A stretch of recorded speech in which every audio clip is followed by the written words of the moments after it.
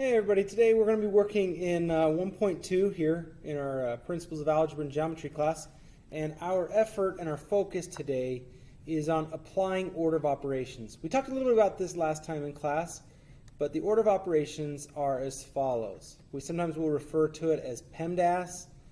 Somebody say PEMDAS. I've heard that one too. I've always pronounced it PEMDAS, but at any rate, parentheses, okay?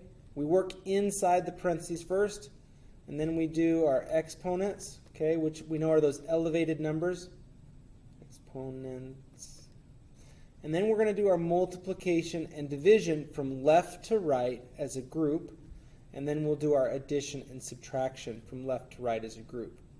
So when we look at a couple of these problems where we're trying to evaluate expressions that are more complex than what we did last time, we definitely want to make sure that we're following the order of operations.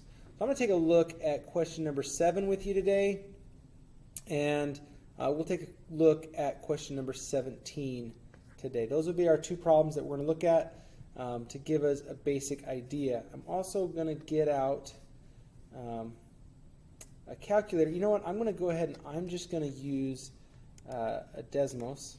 That's what I'm going to do. I'm going to grab a new page here. We're going to go to Desmos, D-E-S-M-O-S. Graphing calculator. You don't need the graphing calculator. Scientific one would work, but this is one that I always use when I have to do evaluations. Okay, and so we're going to jump back and forth between these two. All right, so here on number 7, we want to start by looking for parentheses. On number 7, I don't see any parentheses on the problem at all, so I'm going to ignore the P. The next letter would be exponents. I notice that right here I have a term with an exponent, 4 squared.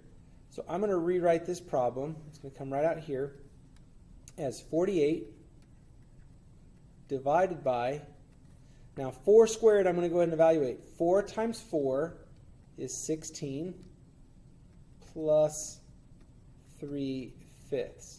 Okay? Well, the next step in PEMDAS, now that I've done the exponents in the problem, is to look for multiplication and division. The multiplication or division that I have is this problem right here, 48 divided by 16. Now, I'm pretty comfortable with that number, but if you're not, we just go 48 divided by 16. And you can see right here we're getting this number 3. Okay, so I'm going to go ahead and go back to the textbook and say that this is now equal to 3 plus 3/5. Now there's a couple of different ways to get this answer finished out. There's nothing wrong with having it be 3 and 3/5. That's an acceptable answer. Personally, I'd prefer to either be a fraction as one improper fraction or a decimal. In this case, I'm probably just going to go ahead with the decimal. I think a lot of you will naturally do that. So I've got that. I got 3, so now I'm going to go 3 plus 3 divided by 5. And that's what it looks like, all right? I get 3.6 as a final answer for that. So I'm going to say that number 7 is 3.6. And there we are. Let's go ahead and do one more here with number 17. Number 17, we have some parentheses. Now I want you to know that these brackets right here are actually just another set of parentheses. They just want you to know which ones are on the outside and which ones are on the inside. You've got to be able to keep track of which parenthesis goes with which. So that being said, our job is to work on the innermost parentheses first. The most inside set is this set 2 plus 3. I can solve that inside. I'd still have the 3/4. I'd still have this outer set of parentheses with the square on it. I have 13 minus, now 2 plus 3 came out to be 5. Okay, so I did parentheses, and you might think, let's do the exponents. But I'm not going to do the exponents until I've finished the parentheses, if I can. And since I can do 13 minus 5, I want to combine that inside the parentheses again to give me 3/4. 13 minus 5 is 8, and squared. I do not want to take 3/4 times 8 and then square it. I need to make sure I do this in the correct order. Now that I've done all the parentheses, my next step would be the exponent. And so I'm going to work on this exponent piece right here. This is going to be equal to 3/4 times Now, 8 times 8, or 8 squared, is 64. At this point, multiplying a fraction with a whole number, it might be more comfortable or more convenient to go ahead and do this 3/4 times 64 here. So I go 3 divided by 4. That creates my 3/4. I'm going to push over to get out of that denominator. I'm timesing it by 64. And that's going to give me 48. And so I know my answer here is 48. If you're really comfortable about getting these typed in exactly, you can type these in exactly the way they look, and the calculator will do a pretty good job of mimicking what you're doing. But you definitely have to make sure that you're getting the parentheses drawn correctly and so on. With 22 through 30, we're looking at really the same thing. Nothing has really changed here. I'm trying to think, is there anything else?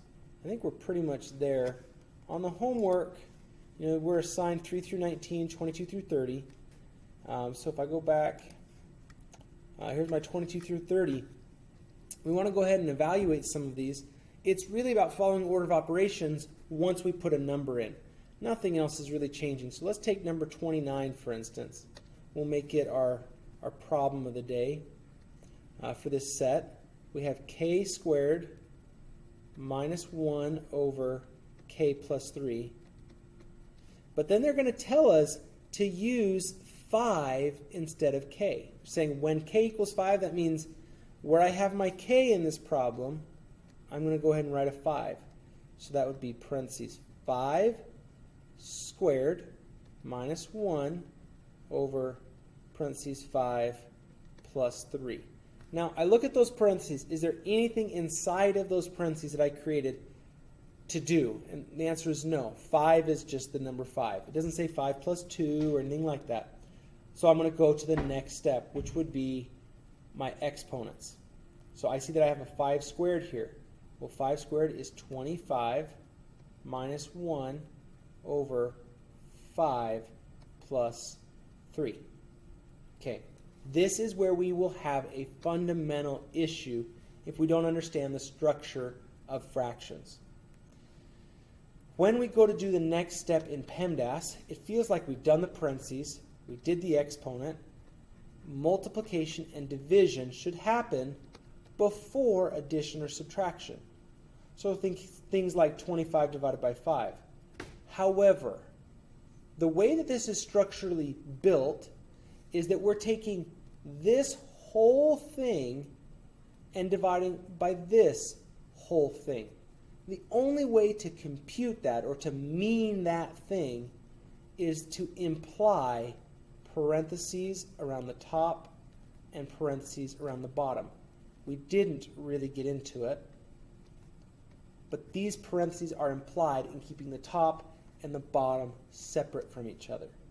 So really, I need to do anything on top that can be solved and anything on bottom that can be simplified before I try to do the actual division.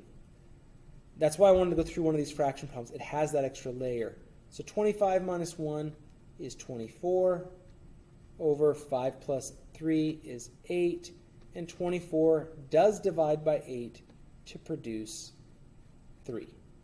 All right, so that does require a little bit of understanding, and you'll see the exact same thing on 30 and on 28. They have that same structure. You have to do the top, do the bottom, and then divide, even though it feels like it might be a little bit out of order. All right, hopefully that'll help you get through 1.2, and we'll see you in class.